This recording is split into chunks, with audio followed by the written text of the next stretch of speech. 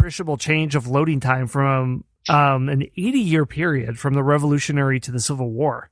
Well, if you think about it, they're going through almost the same procedure. Okay, so you think about it, they have to pull their cartridge out. That's true for both of them. The cartridges didn't change much. Now, the bullet was very different. We talked about in our Civil War series, the mini ball was used in the Civil War. It was a kind of a conical almost shaped bullet with little grooves like rings around the base, and those would link up with the rifling inside of the barrel to put that spin on it, make it so deadly.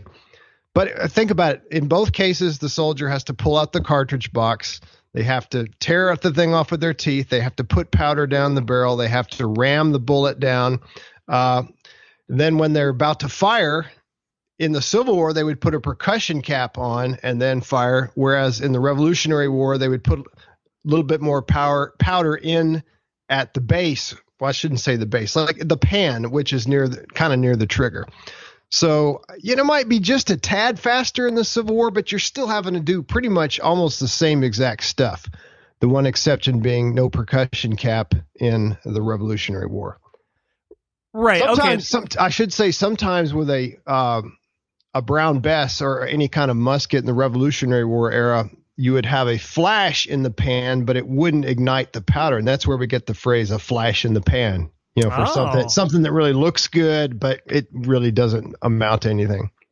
Okay, did not know that. Well, all right, thanks for the description. And that is a good reminder that if we think of military technological change now from the 1930s to today, where you go from barely out of the Wright brothers to stealth bombers and modern avionics, it's tremendously different. But back then, there isn't as much of a change because technological progress sort of works in a logarithmic fashion of how fast it goes. Let me say one other thing, too. I'm sorry to interrupt, but officers, this was also true in the Civil War. Officers didn't usually have muskets. They would have flintlock pistols and they would have swords. It was a very big deal. The sword was a kind of a status symbol as well as a weapon if your pistol didn't work. The chivalric spirit is not dead then. My little contribution here, when I was mentioning the Patriot earlier at cannonballs, with cannon, with artillery fire, the names of the balls would be named by the weight of the ball. So you would fire a 3-pounder. Okay, James, final quiz, final exam. How much does that weigh? 3 pounds? Yeah, congratulations. Wow. You're thinking, all right, is it a trick question? I mean, does it want kilograms or what? Is it one of those weird imperial units, a hogshead, a whatever, a furlong? No, it is 3 pounds. And like we said, cannonball didn't explode. The exploding ball is invented in 1787 by Henry Shrapnel. So that gentleman is the eponymous inventor of shrapnel. Not that great for what happens afterwards, but there he goes. Mm-hmm. So it would bounce down the field when it hit the ground like a bowling ball. So if you want to see an example of that, you could probably find a YouTube clip of the Patriot where that does happen, and it's pretty grisly. All right, well, that's how it all comes together. So let's talk about tactics. What's going on here at this time in the 1770s, 1780s? All right, so this is also similar to the Civil War, although, as we've seen, the muskets used in the Revolutionary War didn't have near the range as Civil War rifles. But the point of firing at the enemy was to mask the firing, to disrupt the enemy. It was called accuracy by volume. Individual accuracy was not stressed in general. Now, that will be a little bit different in the Continental Army. In the Continental Army, you'll have rifle units where they actually did have rifles, although rifles were not considered to be the state-of-the-art weapon back then, because back at this time, rifles had very, very long barrels and they took forever to load. They took much longer than a regular a smoothbore musket.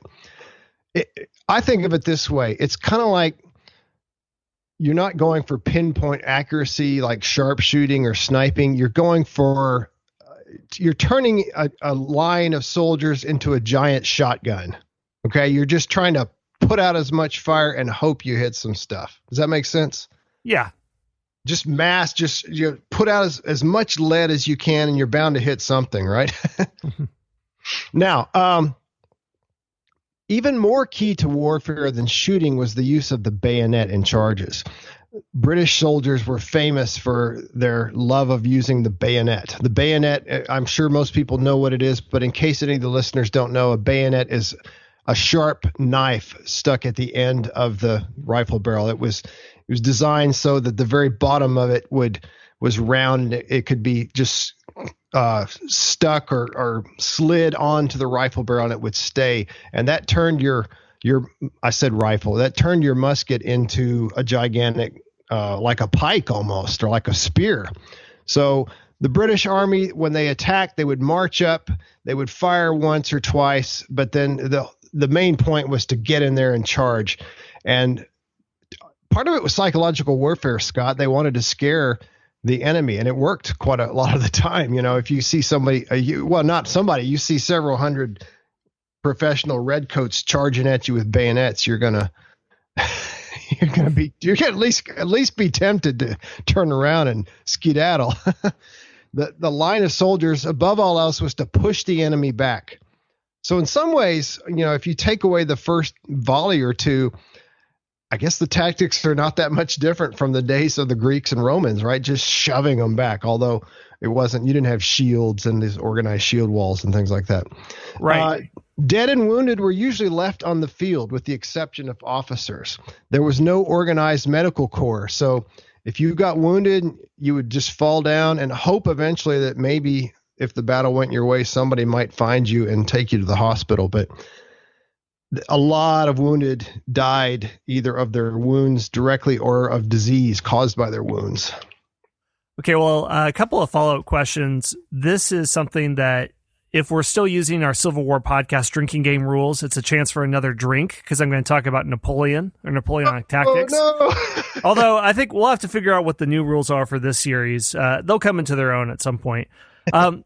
Something we mentioned a lot in the Civil War podcast series is that all of these graduates of West Point worship the altar of Napoleon and study Napoleonic tactics, where you have a fast field movement, combined arms assault with these musket men, combined with cavalry, combined with artillery, and bayonet charges. And Napoleon would put all these together. And this is essentially the military technology, very similar to the time of Napoleon. It doesn't really change much.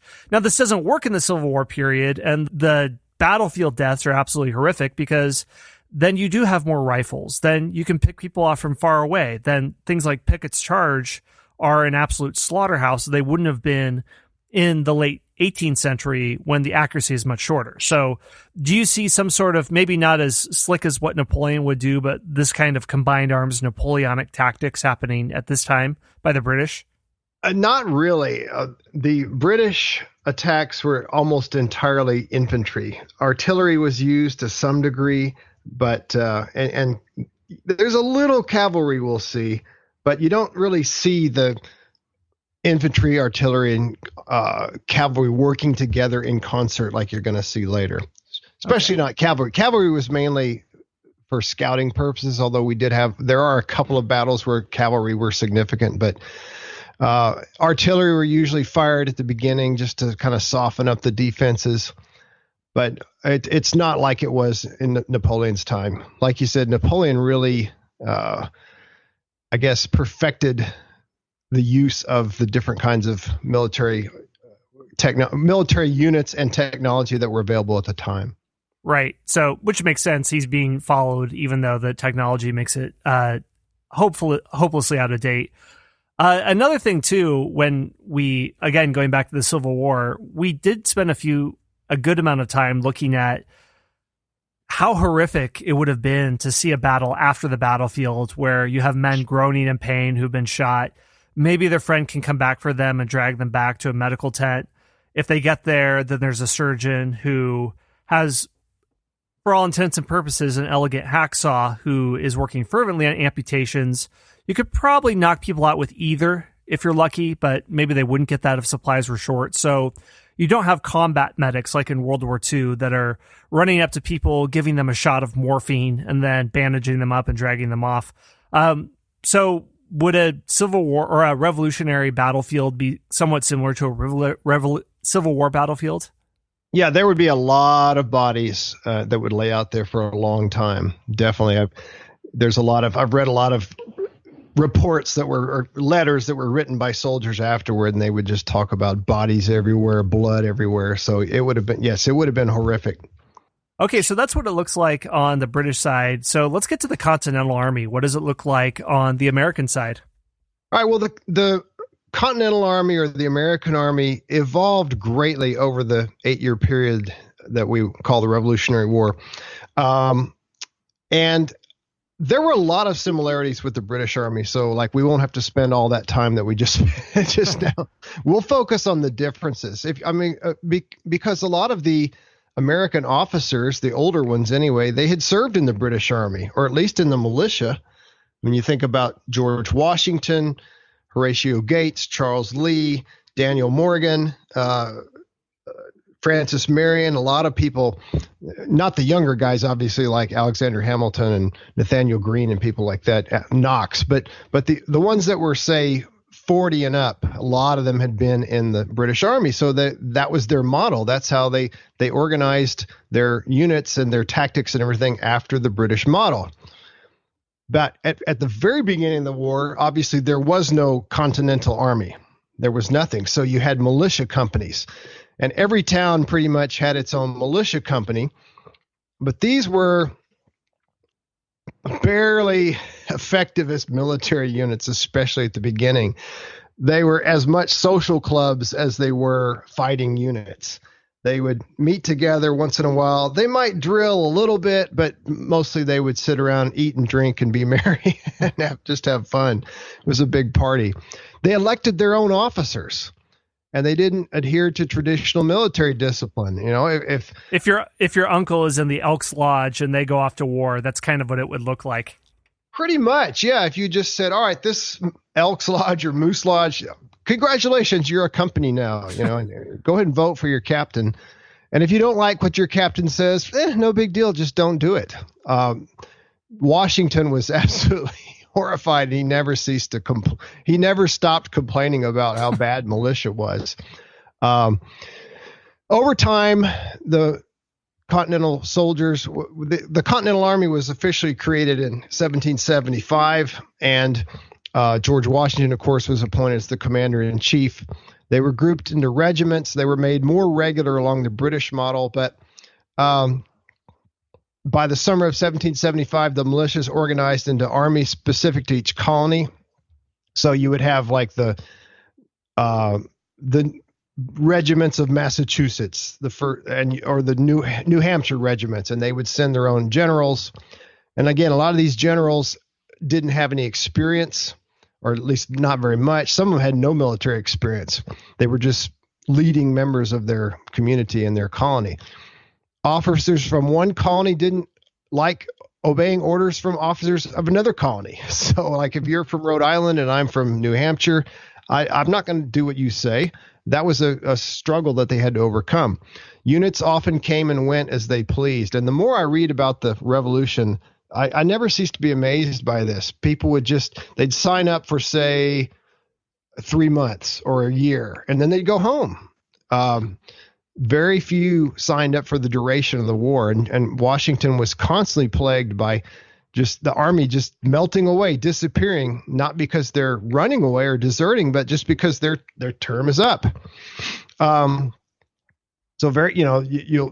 we'll see, like, for example, at the beginning of the New York campaign, the campaign in which the British came down and attacked New York City, Washington had roughly 20,000 soldiers. But by the time the British had chased him through New York and into New Jersey, he was down to 3,000. Not all those were killed or wounded, although a lot were. A lot of them, thousands of people just went home. So I don't know. Very difficult to be a leader if you don't know how many people you're going to have the next day. I'll talk about the uniforms. At first, there were no uniforms, and this was true for a long time. A lot of units just wore regular clothing because nobody had uniforms to provide. The militia companies didn't have uniforms usually. They were, when they had uniforms, they were similar to British ones, except they were blue and buff, as we've seen in some movies. George Washington actually designed the Continental Army uniform. And